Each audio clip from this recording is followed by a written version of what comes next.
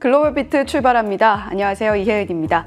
자, 지난주 미국 증시는 FOMC의 비둘기파적인 모습을 등에 업고 최고의 한 주를 올해 보냈습니다. 자, 그렇다면 특징주들은 어떤 것들이 있었는지 체리 앵커와 함께 짚어보도록 하겠습니다. 네, 목요일까지 연이틀 상승한 듯한 부담이 좀 있었던 것 같아요. 금요일장에서는 3대 지수가 혼조로 거래를 마쳤는데요. 자세한 지수 종가 상황부터 확인해 보도록 하겠습니다. 자, 먼저 다우 지수를 보시면 0.7% 하락하면서 이날만큼은 가장 큰 낙폭을 기록하는 모습이었고요. 그랬던 반면에 나스닥 지수는 하락장 속에서도 0.16% 강보합권을 기록하면서 다시 한번 이날 사상 최고치를 경신해내는 모습이었습니다. 자, 비록 이날은 이렇게 뉴욕 증시가 혼조세로 거래를 마쳤지만요. 주간 단위로 봤을 때에는 여전히 3대 지수 모두 2% 내외의 상승권에서 거래를 마치는 상당히 괜찮은 한 주였다고 평가해 볼 수가 있겠습니다. 자, 섹터별 분위기 어땠는지 보겠습니다. 자, 이날만큼은 3개 업종이 상승권에서 거래를 마치는 모습이었는데요. 가장 크게 올랐던 커뮤니케이션 섹터를 주도했던 것은 다름 아닌 알파벳의 상승세였습니다. 웨드부시 쪽에서 Best Ideas List, 그러니까 최선호주로 선정을 해주면서 목표가 $175를 제시했다는 영향을 받아갔고요. 그리고 기술주는 0.2%의 상승을 기록했는데 이 상승을 주도했던 것은 엔비디아였습니다. UBS 측에서 목표가를 꽤나 공격적으로 제시해줬는데요. $1,100 수준을 제시한 영향을 받아가면서 상승을 했습니다.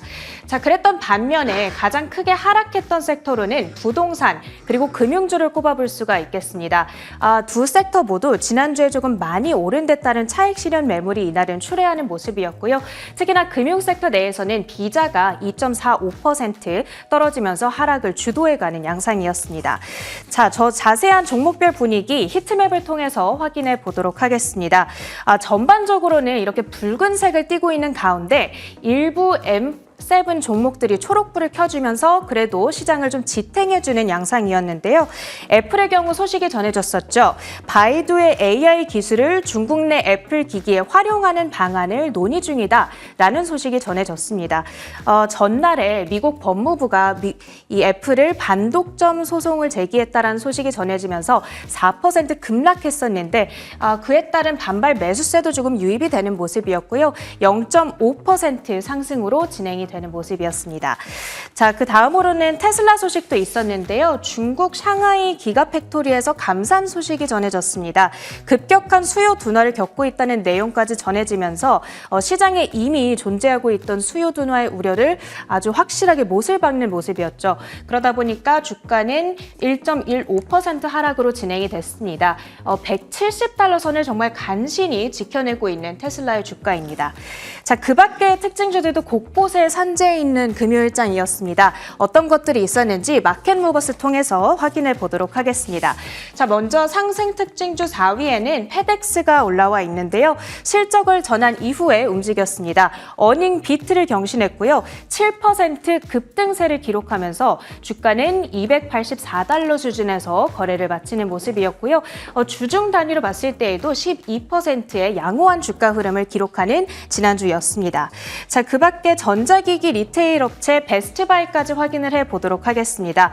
주목할 만한 플러스 요인들이 여러 가지 있다. 그러면서 JP모건 측에서 투자 의견을 기존 중립에서 비중 확대로 상향을 시켰고요. 주가 1.5% 상승했습니다. 자, 계속해서 하락 특징주들도 확인해 보도록 하겠습니다. 대표적인 운동복 관련주 두 가지를 가지고 왔는데요. 자, 나이키의 경우 실적이 좋았음에도 불구하고 올해 연간 가이던스를 생각보다 낮게 제시한 여파로 급락세를 면치 못했습니다. 이 중국에서의 성장세가 둔화하고 있다는 것을 문제로 들었는데 팬데믹 기간에 수요가 급증을 했었는데 그것이 지금 정상화되면서 매출이 기대한 것만큼 나오지 못하고 있다. 이런 설명을 덧붙였습니다. 자, 나이키의 주가는 이날장에서는 거의 7% 가까이 급락하면서 $93 선의 종가를 형성하고 있고요. 계속해서 룰루레몬도 확인해 보도록 하겠습니다. 자, 룰루레몬도 마찬가지로 수요 둔화의 문제를 겪고 있습니다. 다만 그 지역이 북미 지역으로 특정되고 있는데요. 점점 품질이나 가격 측면에서 상당히 쟁쟁한 경쟁 브랜드들이 나타나고 있고 지금은 아무래도 물가에 대한 부담이 있는 시기다 보니까 소비자들이 차라리 너무나 이 값비싼 룰루레몬의 제품보다는 이 다른 브랜드들로 등을 돌리고 있다. 이런 평가가 전해지고 있습니다. 그런데 아무래도 룰루레몬에게 있어서는 이 북미 쪽 매출 비중이 가장 크다 보니까 시장의 우려를 더욱 키울 수밖에 없는 소식이었고요. 주가는 16% 가까운 급락으로 진행이 됐습니다. 거의 400달러 선 근접해 있는 상황인데 작년 11월에 비슷한 그 수준의 가격 수준을 가리키고 있습니다. 자, 그 다음으로 레딧도 확인해 보겠습니다. 상장 첫날 48%나 폭등세를 기록한 바 있었는데요. 다음 날인 금요일 차익 실현 압박에 거의 9% 가까운 급락세를 나타냈고요. 마지막으로는 스펙주 하나 보겠습니다. 디지털 월드 애퀴지션인데 트럼프 전 대통령이 만든 소셜 미디어죠. 트루스 소셜의 모 회사가 디지털 월드와의 스펙 합병을 통해 뉴욕 증시에 우회 상장한다라는 소식이 전해짐에 따라서 스펙주인 디지털 월드 애퀴지션은 14% 가까이 급락했습니다. 자, 이렇게 뉴욕 증시 지난 금요일 특징주들 전해드렸고요. 계속해서 해운 앵커와 함께 주요 외신 헤드라인도 확인해 보시죠. 네, 주요 외신 헤드라인 살펴봅니다. 지난주 미국 증시는 2024년 들어서 최고의 한 주를 보내는 모습이었는데요. 그 안에 상승의 면면을 좀 뜯어보게 되면 고성장에 대한 불안감도 함께 자리하고 있습니다. 이런 모습들이 지난 금요일 시장을 좀 엇갈리게 하면서 혼조세로 마무리하게 하는 모습을 보여줬는데요. 자, 그렇다면 우리는 앞으로의 투자 방향 어떻게 찾아가면 좋을까요? 첫 번째 헤드라인부터 살펴보겠습니다. 지난 주말 사이에는 중국과의 관련된 기업들의 이슈가 참 많았습니다. 그 첫 번째 이슈, 파이낸셜 타임스의 보도로 살펴볼 텐데요. 중국과 미국의 미묘한 긴장감이 다시금 불거지는 모양새입니다. 우리 시장도 관련해서 좀 눈치를 봐야 되는 상황이 이어지지 않을까 걱정이 되기도 하는데요. 파이낸셜 타임스의 기사 함께 살펴보시죠. 중국이 어제 자국 정부기관에서 인텔과 AMD 등 미국 기업의 마이크로 프로세서를 탑재한 개인용 컴퓨터와 서버를 퇴출하는 새로운 조달 가이드라인을 도입했습니다. 이에 따르면 정부기관과 정부기관향 이상 단위의 당 조직이 안전하고 신뢰할 수 있는 처리 장치와 운영체제 OS를 구매하도록 지시하고 있습니다. 또한 마이크로소프트 윈도우를 비롯한 외국산 OS, 데이터베이스 소프트웨어를 배제하고 중국 제품을 쓸 것을 권장하는 내용도 담겼습니다. 중국 정보기술안전평가센터는 같은 날 안전하고 신뢰할 수 있는 OS, 중앙처리장치 CPU 등 목록을 공개했는데 미국의 제재 대상으로 올라있는 중국 최대 통신장비 업체 화웨이와 CPU 설계 업체 파이티움, 페이텅 등이 포함됐으며 이는 모두 중국 기업입니다. 중국은 계속해서 자국의 어떤 이 국가 시스템을 활용해서 미국 기업들을 하나하나 배제해 나가는 움직임을 노고로 하고 있는 모습입니다. 지금 이 애널리스트들이 예상을 하고 있는 신추항의 PC와 서버 비율을 살펴보고 계신데요. 이 신추항이 무엇이냐 하면은 이 IT 애플리케이션 혁신으로 불리고 있는 중국 정부의 하나의 기조라고 보시면 될 것 같습니다. 계속해서 바가 길어지는 모습을 보고 계시고요. PC뿐만이 아니라 서버 역시도 신추항의 비중이 상당히 올라가고 있는 모습입니다. 자, 그렇다면 인텔과 AMD 같은 기업들이 이번 조치로 인해서 받게 될 타격은 어느 정도가 될까 추산을 해보니까요. 인텔은 지난해 매출을 기준으로 했을 때 한 27%가량이 중국향 매출이었고 AMD도 한 17%가량이 중국향 매출로 드러났습니다. 자, 이번 제재 기업으로 특히 인텔과 AMD가 언급이 되고 있습니다만 마이크로소프트도 역시 중국향 매출의 비중을 밝히진 않더라도 이번 조치로 인해서 타격을 입을 것이다라는 분석이 나오고 있는데요. 마이크로소프트의 예상되는 중국향 매출의 비중은 한 1.5%가량으로 추산이 되고 있습니다. 이에 따라서 인텔과 AMD, 마이크로소프트 이 소식과 관련해서 얼마나 주가에 타격을 입게 될지는 오늘 밤 열리는 미국 시장에서 한번 체크해 보시면 좋겠고요. 앞으로 이 소식이 조금 더 확대는 되지 않을지 계속해서 주시해 볼 필요도 있겠습니다.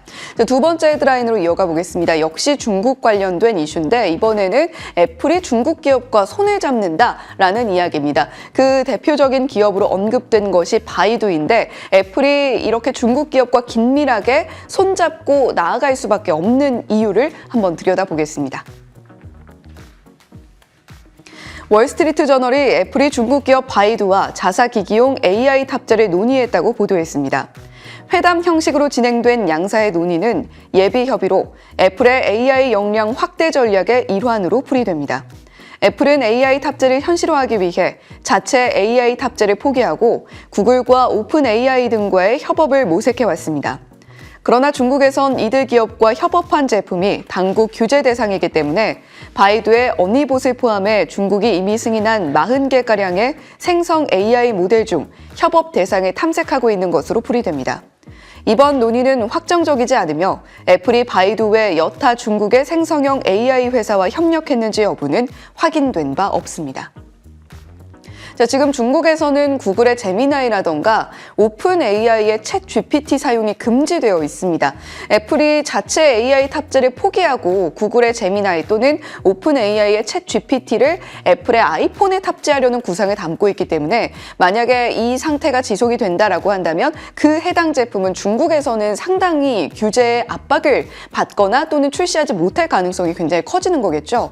이에 따라서 중국이 이미 승인한 생성형 AI 기업과 손을 잡을 수밖에 없는 애플의 속내를 들여다볼 수가 있습니다. 지금 애플이 이렇게 중국 매출에 열을 올리고 있는 이유는 계속해서 중국 내에서의 애플의 입지가 좁아지고 있기 때문입니다. 이 관련 이야기는 계속해서 저희 글로벌 식스 이 시간을 통해서도 전해드린 바가 있는데 애플이 이렇게 이 검정색 바를 보시면 되는데 아주 조금이긴 합니다만 점차적으로 줄어드는 모습을 보여주고 있습니다. 2020년만 해도 화웨이가 미국의 제재를 받기 이전이기 때문에 점유율이 상당히 높았는데 한동안 줄어들었다가 다시금 기지개를 켜고 있는 모습도 이 빨간색 바를 통해서 확인을 하고 계신데요. 이렇게 화웨이를 뿐만이 아니라 중국 내에 있는 수많은 스마트폰 제조 업체들의 압박을 받고 있는 애플이기 때문에 이번 바이두와의 협업 소식이 과연 애플의 이 중국 내 매출에는 얼마나 영향을 미치게 될지까지 한번 체크를 해보시면 좋을 것 같습니다. 세 번째 헤드라인으로 이어가 보겠습니다. 이번에는 FOMC 이후에 다시 들려오고 있는 연준 인사들의 발언 소식인데요. 대표적인 비둘기파로 분류가 되던 애틀랜타 연은의 라파엘 보스틱 총재가 조금 변심을 하고 있는 것 같습니다. 어떤 발언이 나왔는지 함께 살펴보시죠. 올해 연방공개시장위원회에서 투표권을 갖는 애틀랜타 연은의 라파엘 보스틱 총재는 지난 22일 기자들과 만나 우리는 앞으로 수준에 들어오는 데이터를 확인해야 한다며 올해 미국 기준금리 인하가 한 차례 그칠 것으로 예상했습니다. 앞서 보스틱 총재는 인플레이션 둔화에 대한 확신, 소비자 장바구니 물가를 지적하며 올해 0.25%포인트씩 두 차례 금리 인하가 적절하다고 언급한 바 있습니다. 그러나 이번엔 그보다 더 매파적인 연내 1회 인하를 예상한다는 발언을 내놓은 겁니다. 한편 시장은 2월 근원 개인 소비 지출, PCE 물가지수를 주목하고 있으며 전문가들은 지난달 근원 PCE 물가가 전월 대비 0.3% 올라 1월에 0.4%보다 상승폭이 다소 줄어들었을 것으로 보고 있습니다.